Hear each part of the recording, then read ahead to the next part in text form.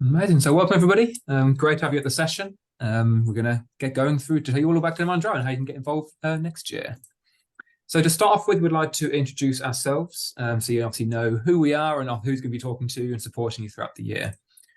So I'm Simon. I'm the Operations and Finance Manager. I first got involved with Dig Deep back in 2013 now, so about 10 years involved with Dig Deep now. I, just like you, went along to an information session to climb Kilimanjaro.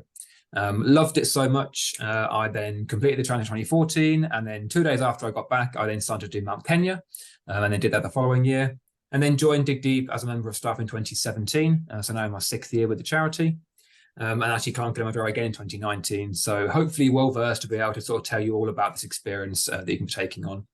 My role within the charity is purely to basically organise these trips with our partner suppliers in Tanzania, and make sure you have effectively a safe and enjoyable time throughout your time with Dig Deep.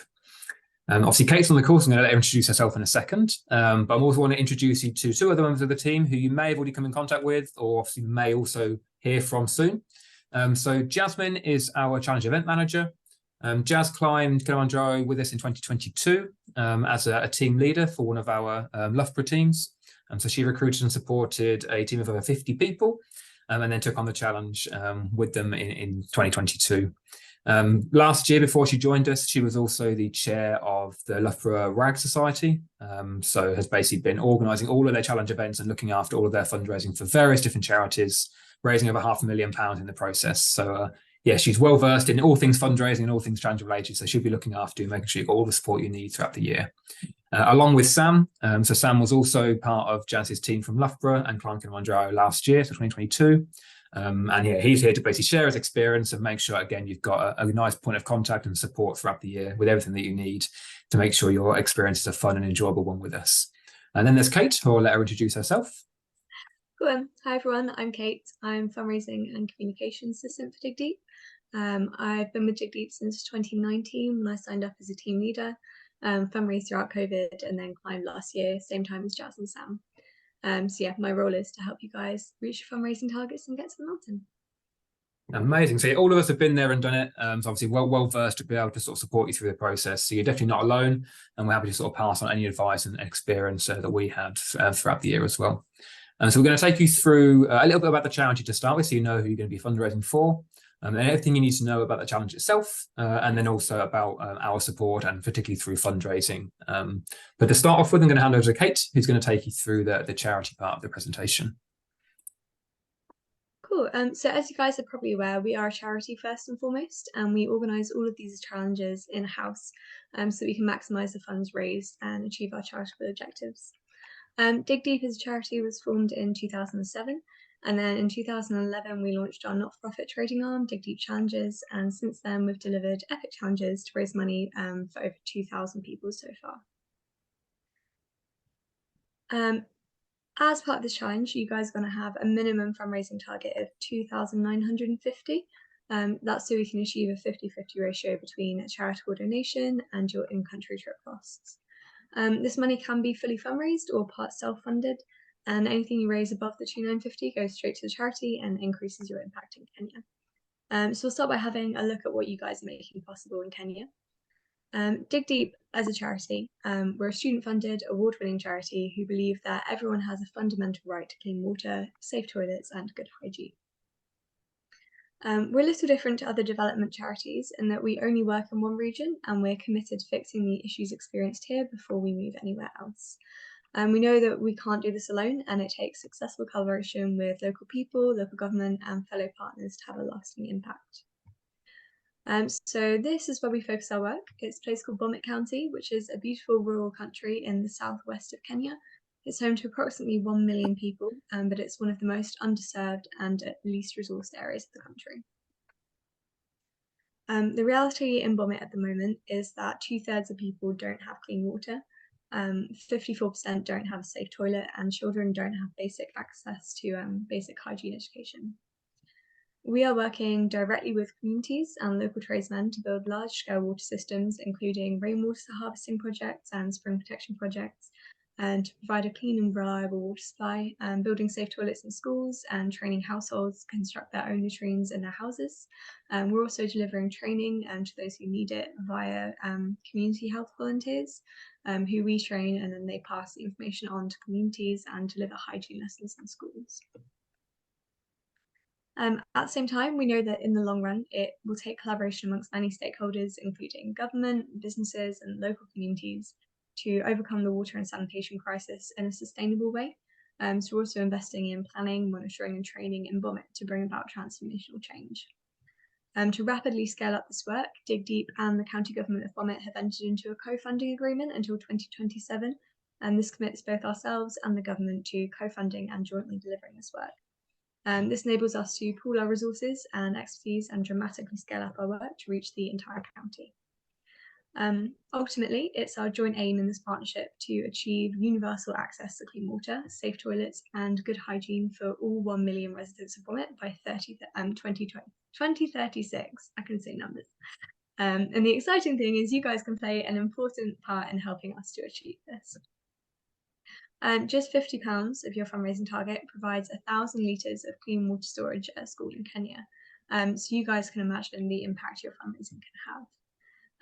So yeah, that was a very brief overview of the charity. If you want to find out more, you can head over to our website. But for now, I'll head back over to Simon and he'll tell you all about the challenge. Amazing. Yeah, thank you, Kate. So yeah, that's all the incredible stuff that we'll be making possible by taking on this challenge in Kenya. So you can be super proud, not just having an amazing experience, but also obviously all of that amazing work that's going to be done as a result of your fundraising. So if you didn't know already, Kilimanjaro is the highest freestanding mountain in the world. So it's not a small challenge, but you could be literally standing at its summit this time next summer. So before I go through the specifics of the challenge itself as well, I'd like to tell you about this amazing opportunity we also have at the moment. So we're currently on the lookout for enthusiastic, approachable and committed individuals to form part of our leadership team, so some of our volunteer team leaders. And this opportunity gives you the chance to gain international leadership experience, so you can sort of boost your CV and stand out from the crowd in your job hunting. You also get discounted trip costs and no registration fees to pay by doing the trip, as well as the opportunity to visit charity projects in Kenya as part of our team leader reward scheme. So that gives you the opportunity to literally see firsthand the impact that yours and your team's fundraising has had over in Bommet County. So if you're interested in putting yourself forward for this role, all you need to do is scan the QR code on screen, which will take you through to the URL, which you can see on the screen there as well. So climbforcleanwater.org/leader-team. And on that page, you'll find all the information you need, what the specifics of the role are, and what your sort of responsibilities would be. And you can also there submit your application as well. Now we are going through applications as and when we receive them. So to be sure that you're going to have an opportunity to be the leader for your region, please do submit your application as soon as possible. And then we can get you on a short informal interview over the phone to sort of discuss that a bit further. So both Kate and also Jazz, obviously, as we mentioned before, have come through this leadership program. So prime examples basically of how you can sort of secure a career beyond this. And they're just two examples of how many of our fundraisers come through this process and sort of use these skills generated in job interviews and in lots of different careers. It also obviously means that both Kate, Jazz, and all of us are perfectly placed to sort of support you through the process and sort of pass on our own experience as well. So that's just a bit of a aside to make sure that you're aware of the sort of leadership roles we have. In terms of just signing, if you just want to sort of join the team and secure a place as a team member, you will need to pay a registration fee, which is split into two more manageable instalments. So the first one being £145 when you first sign up, and that's when you complete the registration form on the website. And then a remaining balance of £250 is due by the 31st of January. There are, however, ways in which you can reduce this remaining balance, and effectively you can also completely remove it and just register for that initial £145. Obviously, one way, which you're already hopefully doing by being on this call, you will receive a discount code which will give you £100 off if you use it within the next 48 hours. That will be valid, and that will reduce that remaining balance down to £150 if signed up within the next 48 hours. We also offer, though, a sign up a friend scheme, and you can actually stack these discounts as well. So if there's a couple of you on the call, or you've got some friends who want to join you on this trip, if you sign up together and state each other's names on the form, you can then share a further £100 discount between you as well. So effectively, if you sign up in the next 48 hours and get a friend involved as well, you'll have a whole £150 taken off that remaining balance due in January. And then you can continue to go and refer extra people to, again, stack those discounts again. Now, obviously, Kate's already mentioned the fundraising target, so that is 2,950, and this must be reached before the 16th of June. Unlike other sort of profit-making challenge providers, because we're a charity organising these trips in-house, as Kate mentioned, it's completely split down the middle, so 50-50. So 50% going to a charity donation, and the other 50% covering your in-country trip costs. So no profit is being made by you taking on this trip. Everything is covering one of those aspects. And as you can see on the screen, all of your sort of trip costs are listed on there in terms of that second 50% of the fundraising target. So all of your climb costs, your support staff. We also have a UK qualified expedition medic within your climb group. So some providers may have a medic within the group, but they will just be stationed at one camp. Our medics will be walking with you from day one all the way to the summit and back down again. So at any point you've got any medical issue that you need sort of assistance with, there's a qualified medic with a qualified and a fully stocked medical bag to deal with any ailment that you experience, give you the best support possible to get to the top. You then see you've got your communal camping equipment all included there, along with various other things that you sort of need in order to take on the mountain, like your Ancient National Park, for example. You then also have your in-country travel costs, so all relevant ground transfers in country, so your airport pickup options, and also transport to and from the mountain itself. You've got full board accommodation for a night either side of the challenge, so that's the night before you start your climb and the night that you finish your climb. And that's full board, so all your food is included. And if that wasn't enough, you've also got Dig Deep support staff there. So myself and other members of the UK Dig Deep team will be there in country, so for the friendly faces to make sure you have an amazing time. And we also have another UK doctor stationed in Moshi throughout your trip. So any issues that you may experience before or after your climb at your accommodation, you can simply have an on-call medic with you rather than having to go to sort of private hospitals in Moshi with any issues there. So a huge support network behind you, and all of that is covered within your fundraising target itself. Now, these are the dates for the trip themselves. So we have 3 different climb day options. And these all take place sort of mid to late August next year. So fit in terms of sort of holidays and sort of not clashing with any university terms. Now you'll be allocated along with the rest of your team onto one of these dates. And that will happen after registrations close at the end of November. So the first couple of weeks of December, you'll receive your confirmed trip dates, along with all the arrangements that you need to sort of start booking. So in terms of your flight recommendations and all the stuff that you need to sort of get started. If you're looking at some of those dates and you're not sure whether you're able to do some of those and you sort of have a bit of a preference between some of them, obviously we organise these trips ourselves, so it can be completely flexible. Just pop us an email and we're able to sort of reserve you onto one of those dates. You will all be climbing as part of your team as one big group, but you can obviously move between dates if they don't work for you as an individual. Now, the dates themselves, so obviously that's the climb dates, the climb window that you'll be actually on the mountain for. The trip itself is a minimum of 10 days, so including the travel time to and from the mountain, but you can also extend your stay beyond that as well, which I'll talk a little bit later in terms of sort of going on safari, going to Zanzibar and sort of exploring more of what Tanzania has to offer as well, and can be added onto your trip as an optional add-on. So I'm now going to take you through Kilimanjaro itself and what you can expect sort of day to day on the mountain.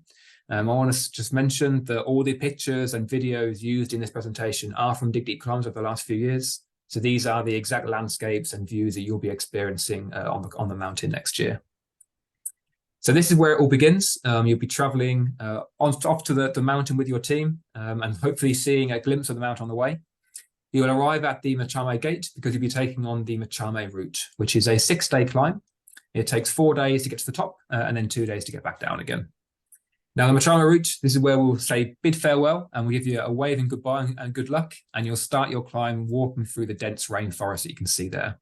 So there's loads of native plants, which the guys will be telling you all about. And also lots of monkeys jumping around through the trees as well. So a great sort of thrown straight into the middle of it within the rainforest there.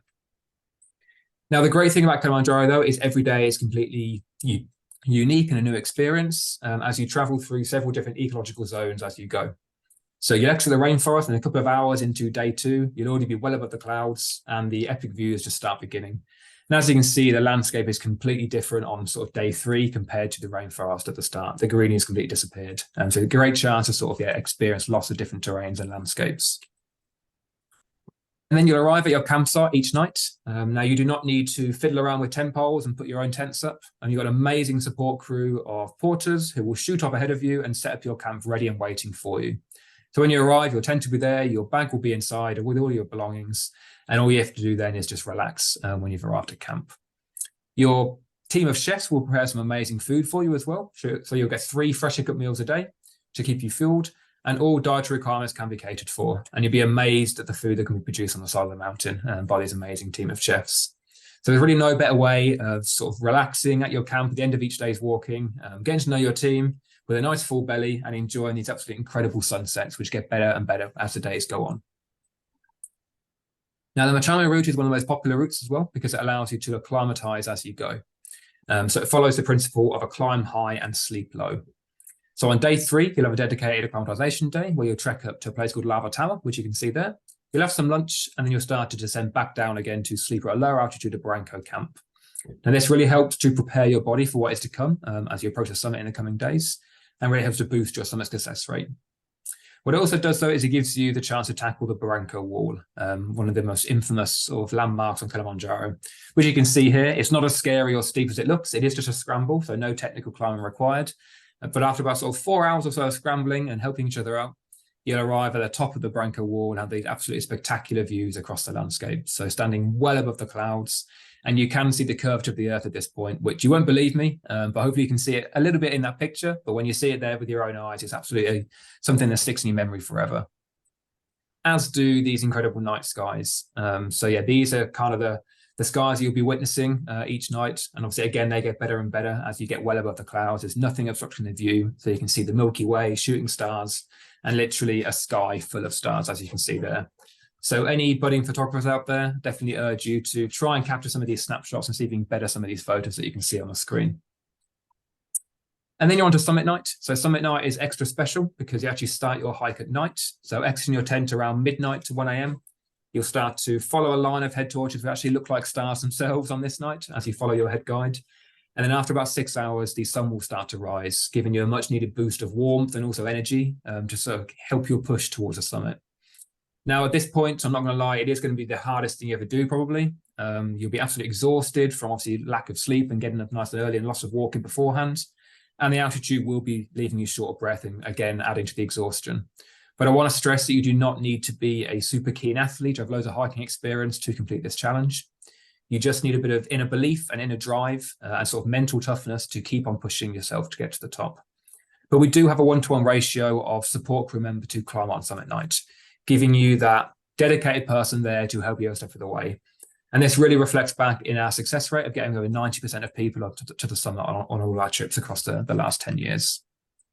So this really can be you, standing at the top of the highest freestyle mountain in the world and celebrating that achievement with a team of incredible sort of best friends, effectively. I know it sounds cliche, but you'll have gone through some tough times along the way, supported each other, and then be celebrating that moment all together as well at the top. And that's not just your fellow climbers, fellow sort of fundraisers, it's the entire team of support crew as well, who become great friends along the way. And that brings me to this sort of key point of it. So we've been running these trips now for over 10 years, and we know that it's the local ground staff, the local people who make your experience what it is. They cannot do enough for you, and we're super lucky to be working with 2 long-term partners in Trek to Kili and African Scenic Safaris, who are our local suppliers and actually deliver the climbs in Tanzania for you.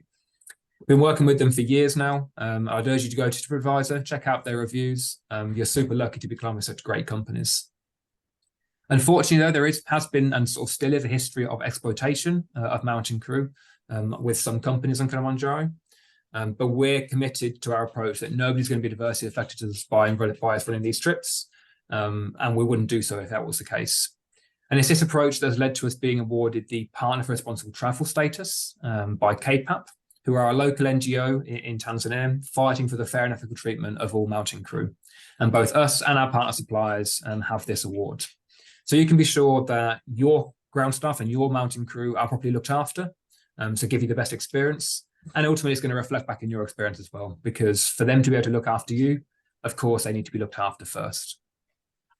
So in terms of your crew itself, there are approximately 3 crew members to every one of you. So you can imagine the size of the team looking after you when there's about 20 in your climb team.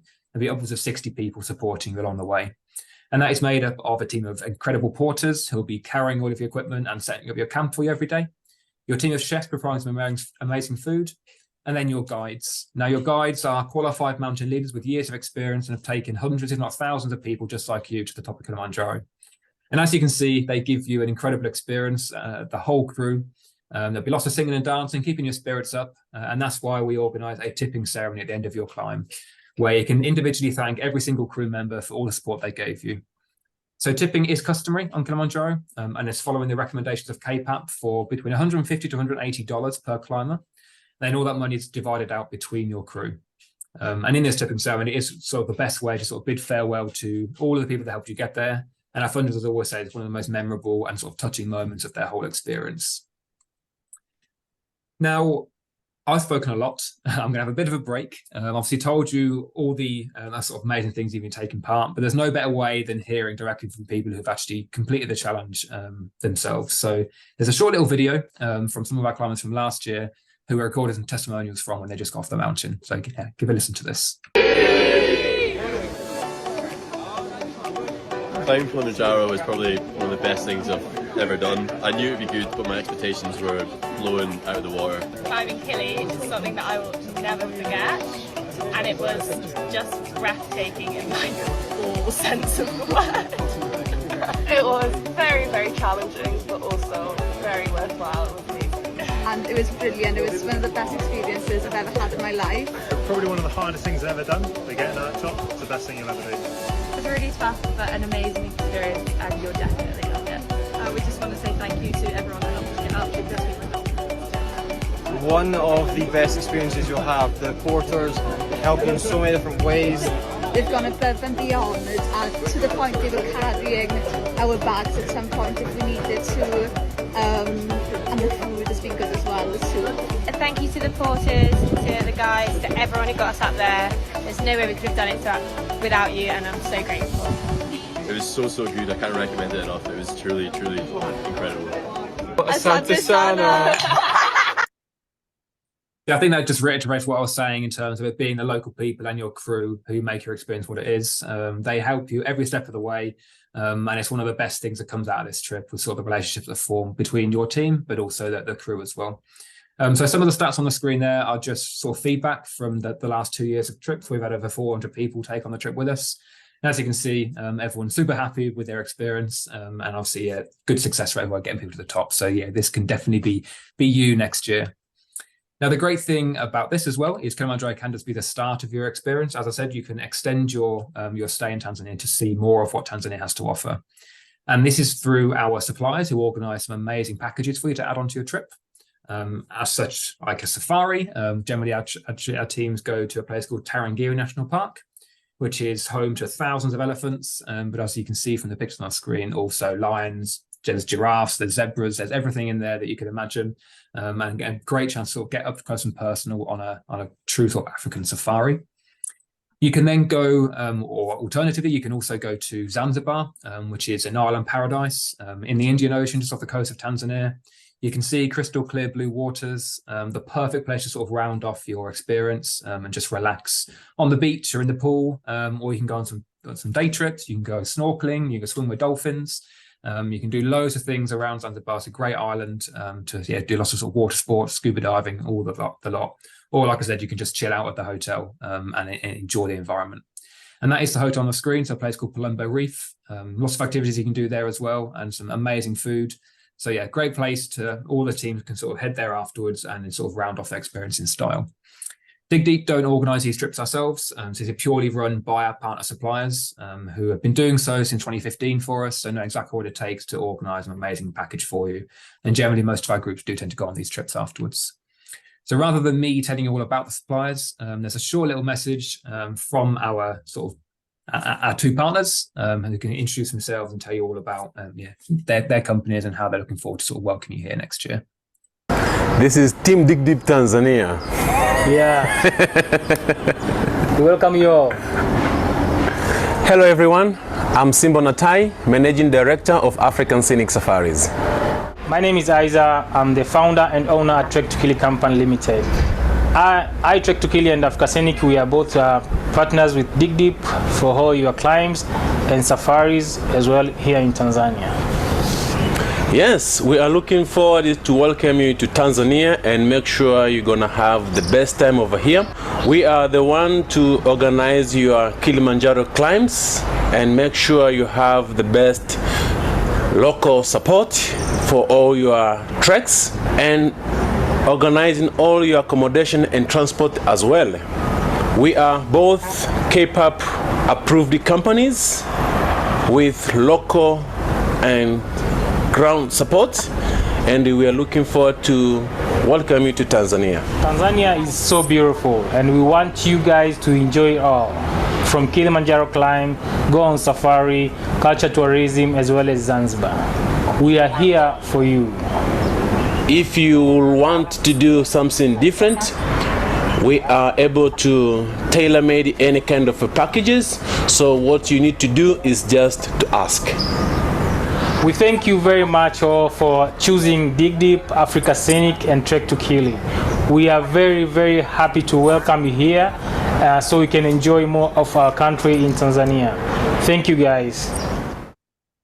Yeah, hopefully they got across. They are two of the nicest people you're ever going to meet, and they really do epitomise all of their staff within their company as well. They really cannot do enough for you and give amazing experiences to all of our groups every year. So yeah, I can't wait to go back and meet them again next year.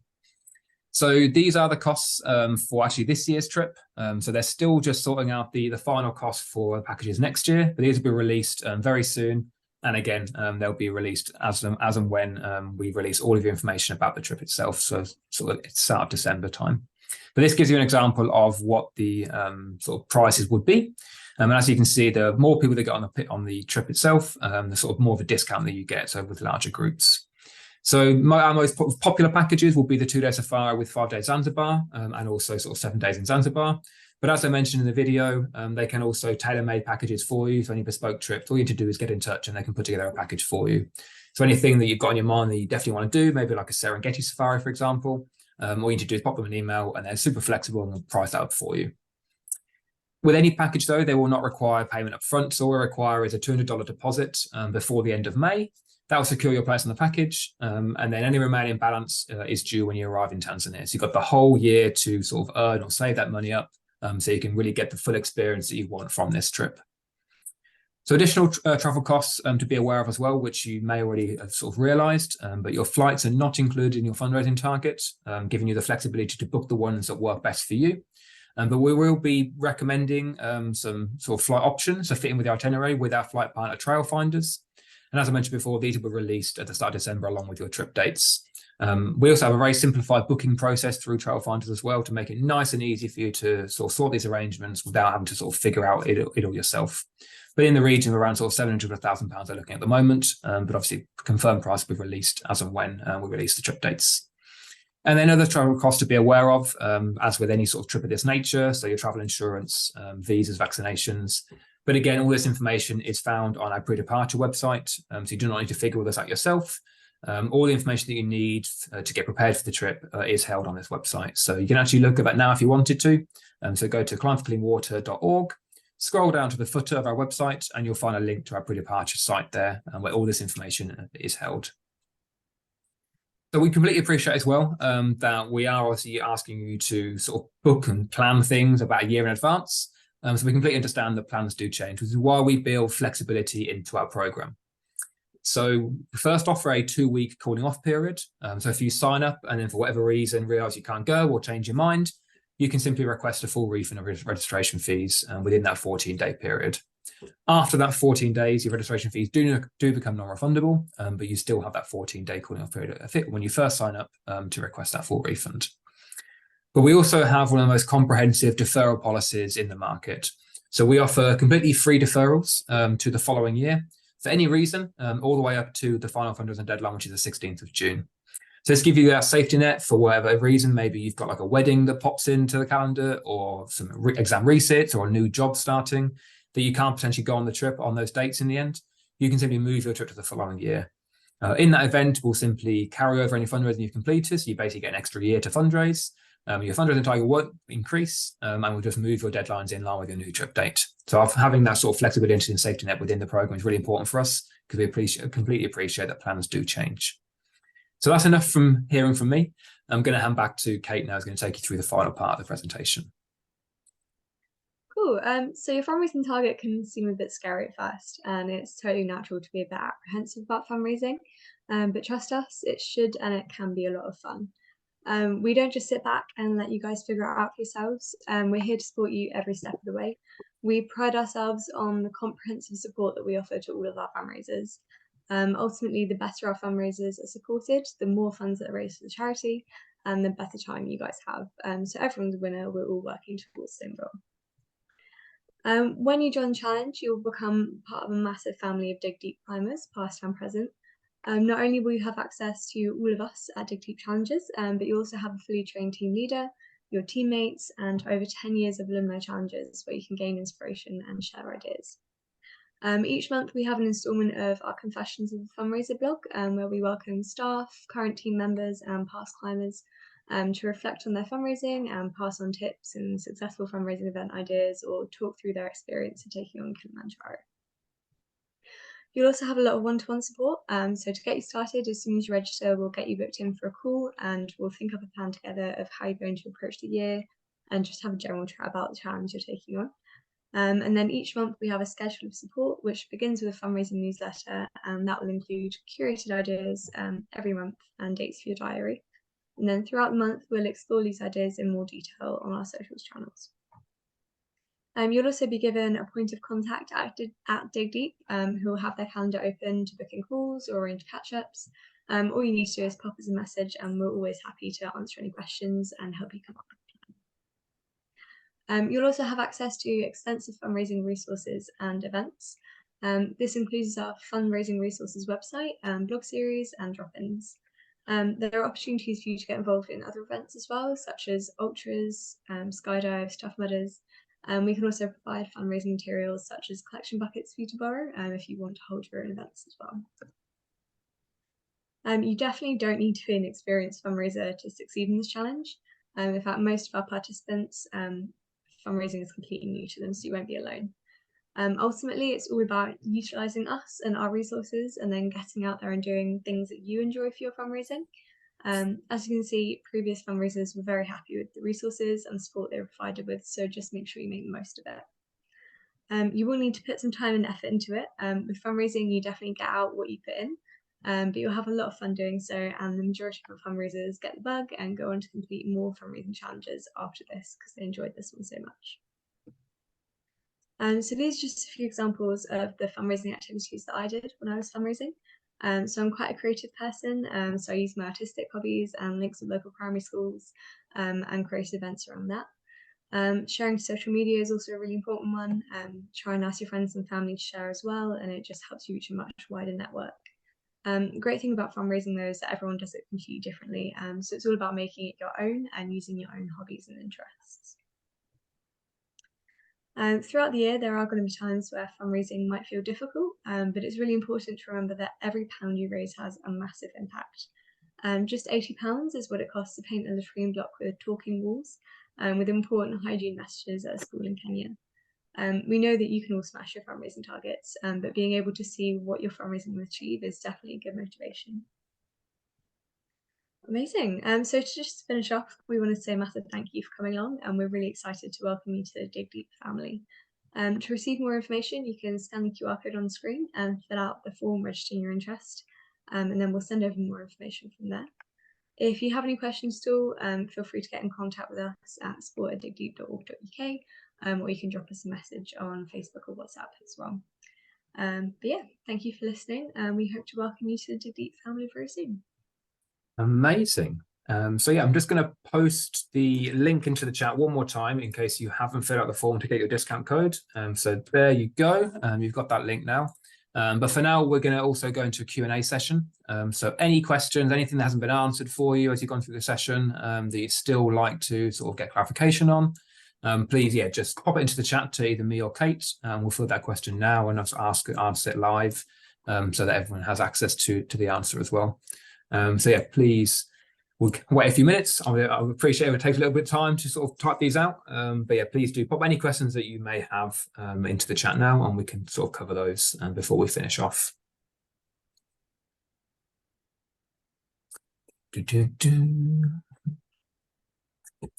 I won't start singing, but Just enjoying it. there must be some questions. I can't imagine we've done an absolutely perfect presentation as we've gone through. But if people are happy with the information they've got, though, yeah, thank you for joining. Really appreciate you coming along, and we look forward to hopefully working onto the trip. Anything that you may not want to sort of ask right now, as Kate mentioned on the screen, there's the email address there. So pop us an email. We can arrange to potentially have a bit of a one-on-one call, or answer any questions that way. But one's come in. So how would one go about fundraising? Kate, do you want to have a go at answering that one? However you like. Yeah, honestly, you can do anything. I would suggest using your own skills and hobbies. So like I said, I'm quite arty. I did like events at my local primary schools, where like kids would pay maybe 20 quid for an after school session. We do a few hours of pottery, and then we did that every week, and it raised loads of money. Simon's a lot sportier than me. He's part of sports teams, so he did sports tournaments and football tournaments. They raised loads of money. And then there's loads of like the traditional methods like pub quizzes, bake sales, all of those are really good at chipping away. But we have a full range on our fundraising website. So yeah, have a look at that one. It's got loads of ideas on it, and whatever you're doing, you'll find a way to do it. Exactly that. There isn't one way of doing it. So it's not like a thing that we can give you and say, go and do this and do it. Obviously, we can pass on lots of examples from things that we've done or what our past fundraisers have done, which is basically how our fundraising resources website was created, sort of taking successful events that other people have done and then sort of sharing them with that. And that's what a lot of our support is based around. So all the stuff you see on social media, the blogs we put together, are effectively seeing what you guys do and then sort of sharing with everybody so they can replicate it and sort of seeing their successes. But as Kate mentioned, it's all about sort of understanding what's going to work for you. And that's what that fundraising welcome call is all about. So you have a call with Kate, you can chat about your hobbies, your interests, your networks that you have. Maybe you've got an uncle who works for a particular company who can offer like a big grant. We've got some friends who are really sort of musical and could put together a bit of like a music night for you. So loads of things like that is what discussion is all about. And then sort of understanding how you can then monetize that and make that into a fundraising event is what it's all geared towards.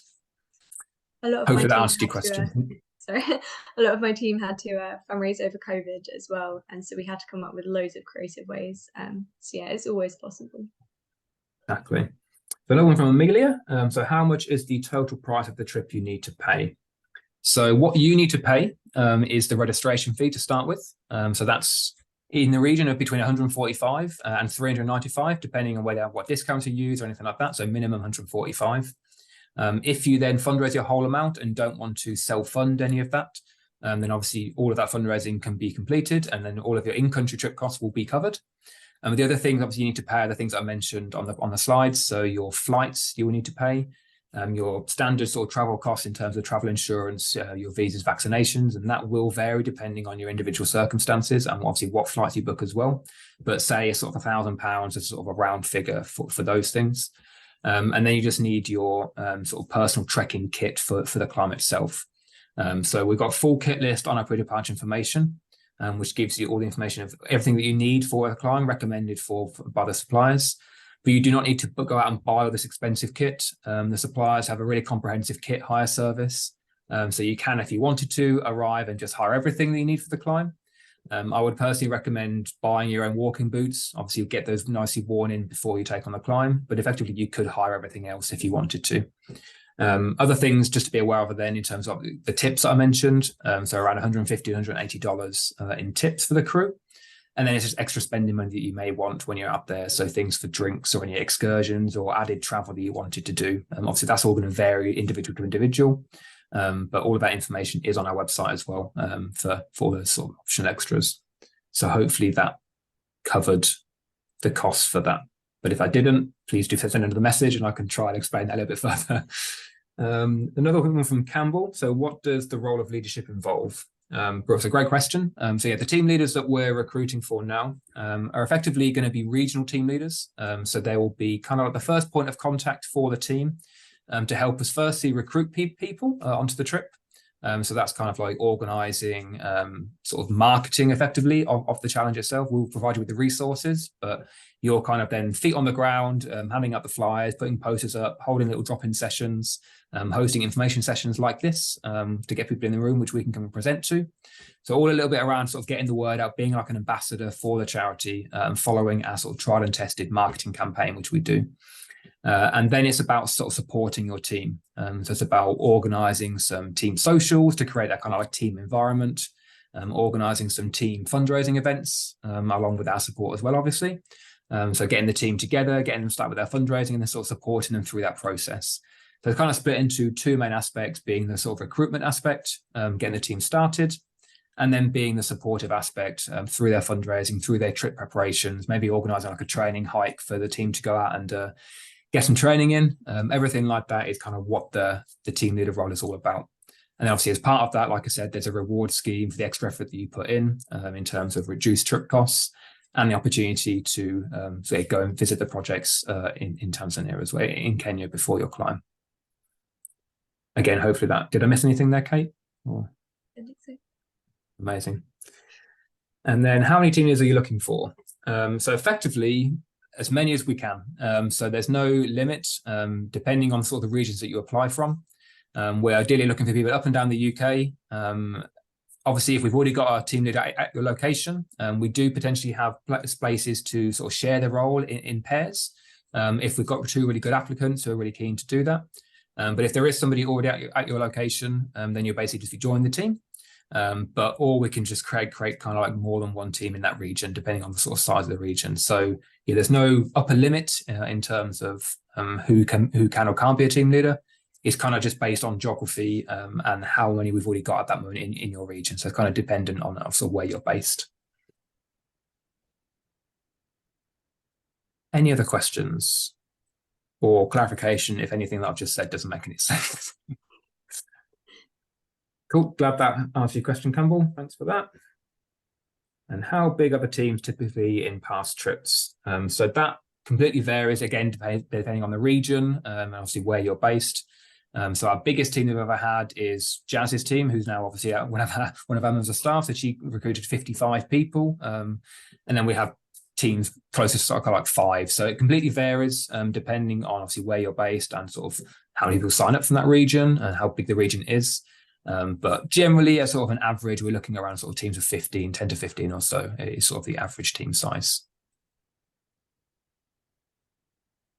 So then in terms of the climb teams, what we would do then is you'd either, if you've got like a big team and you'd all climb together, that would form your climb team effectively. If you're a smaller team, you'd then be put with other teams from around the UK, and then you'd all climb together to form a team of around sort of 20, 25 people to actually take on the mountain climb itself. So that's the size of the team you actually be climbing with. Brilliant, no problems, Campbell. Any other questions at all from anybody? I'll keep an eye out. We'll stay over a couple more minutes. But if not, thank you very much for taking some time out of your evening. Much appreciated. Hopefully you've been inspired to join us next year. I'm looking forward to sort of welcome you all on board. And yeah, any other questions that you've got, please do ping them across to support@digdeep. And if you're keen to get involved, then yeah, please do use a discount code, sign up in the next 40 hours, and then you'll get a message from Kate to book in for your one-to-one call, get you started with your fundraising. So yeah, hopefully looking forward to joining you soon.